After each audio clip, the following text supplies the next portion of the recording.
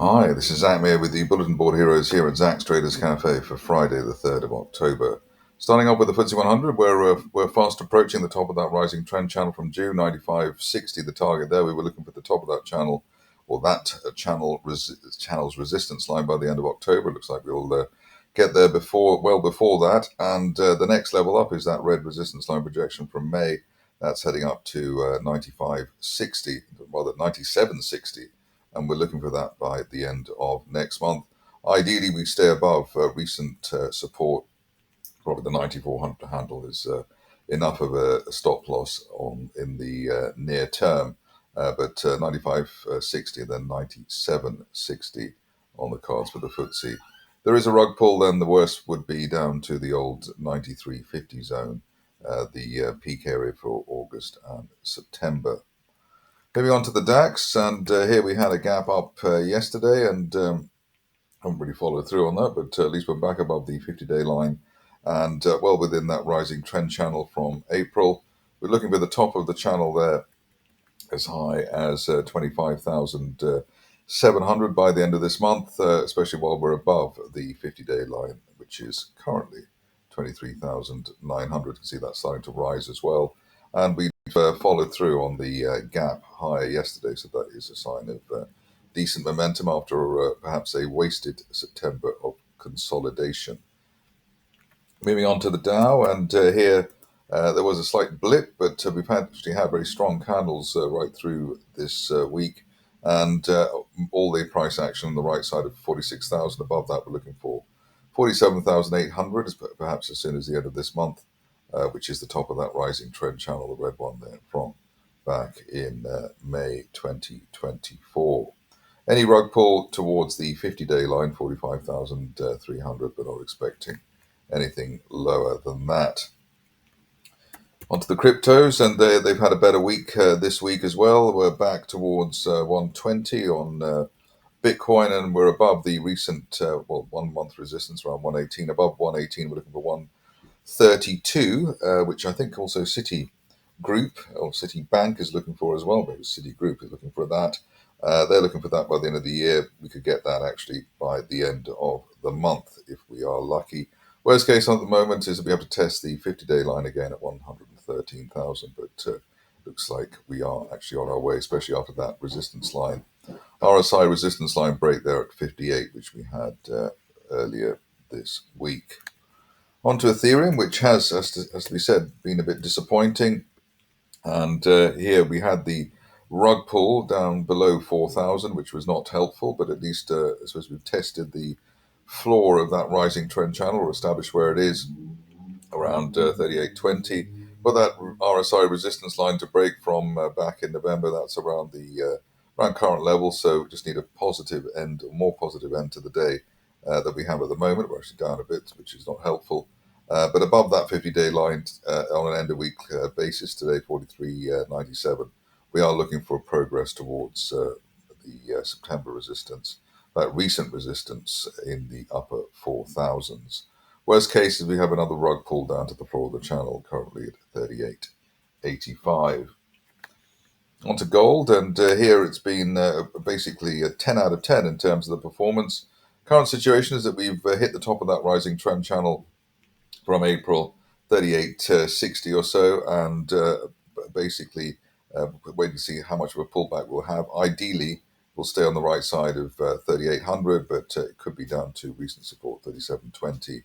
Above 38.60, looking for the resistance line projection there from October, as high as 41.70.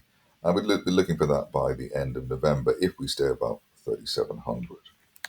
Moving on to the stocks, and it's starting off with ACG, which has had a great few months. Here we've got a rising trend channel that's heading for £10.50, which we're not too far away from. Floor of the channel currently around the £8.75 level, but at least while we're above that, looking for £10.50, hopefully by the end of this month. Best case scenario target maybe by the end of the year is the upper parallel of that rising trend channel from May, heading for £14, but let's get to £10 plus first, I think, on that one. Ideally, we stay on the right side of £9.50 ahead of £10.50, £9.50 being September resistance for the shares. Amazing AI is next, and here we've got all their money raised and etc. So they're raring to go. Here you can see that we have bounced towards the 50-day line, bounced above it, which is normally a good thing. Bouncing above a rising 50-day line, normally a leading indicator on the upside, as we'll see from Avacta, which is coming up next. And looking for the recent resistance, 1.8 pence to be broken, hopefully, over coming days. The initial target here up towards that resistance line there on the 200-day moving average, up towards the 5 to 6 pence level, but perhaps we have to wait for the shares to get through that 1.8 pence resistance zone. The Avacta is next, and here we continue to edge higher in a good way as well. We gapped up midweek and following through on that. Still looking for up to 75 pence by the end of this month, hopefully a bit sooner than that, while we're above the 60 pence level. On to Artemis, which I covered recently, but we're back again. Still looking for the shares to break 0.4. We've got multiple, or at least triple RSI bounces at and above neutral 50. So still looking for a push spike higher to come in by the end of this month up to 0.6 pence on any break of 0.4 pence. Bezant is currently moving as well, very well. And here you can see that we've hit our target there at 0.07. Which is always very pleasing. And you can see that we've got now a fresh potential target there up to 0.12, which is a resistance line projection from late 2022. That's basically the upper parallel of that resistance line projection there.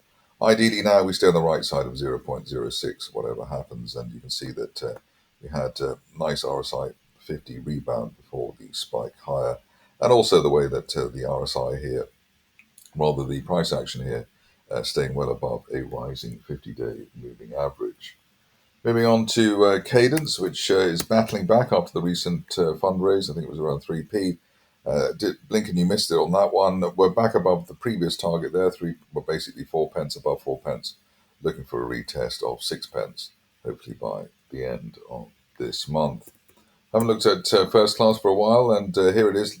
It looks like we've got we've got one or two things here. We've got a rising 50-day line with an RSI 50 rebound and a gap to the upside. So looking for a retest of that recent June resistance around 3.5 pence by the end of this month, while we stay above the 50-day line at 2 pence. Moving along to a stock which is rather obscure, imaging biometrics, but here another attempt at break into the upside. There's a sort of kind of falling wedge situation going on here. We've broken through the 50-day line at 0.63, looking for a retest of the 0.9 pence area, hopefully later this month. The shares moving as I speak, which is nice. Mast is next, which has been a bit of a horror story. We're looking for the shares to return back to their glory days and glory prices up through £2, but didn't quite make it. Although there was to be fair, a pretty decent rally there between from 60 to just shy of £1.60, so can't complain about that. But the rug pull since then has been very painful, and currently sort of toying with the 200-day moving average. But as you can see there, recent resistance on the way down at 50 pence, and it looks as though that's going to be difficult to beat. Ideally, there's no break back below that support line projection from back in July at 35 pence. So 35 to 50, the range, the possible technical range there. MicroSalt is next, and here didn't really want to look at it, but couldn't resist it, given the way that the shares have had, well, especially yesterday, very strong candle there, opening the low, closing at the high, and we've had strong candles there, basically from the low 50s, so it looks as though someone is expecting some exciting news. We already had the half-year reports, and maybe that's an explanation for the strong price action, but maybe waiting on a fresh contracts, etc.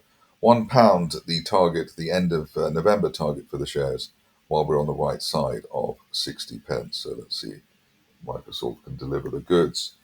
Pleasing performance from Pulsar this week, and here you can see that we have, yesterday we hit our price channel target there, just shy of 37 pence. And that leaves us looking for a fresh target, which we'll have to sort of pull out of the charting ether.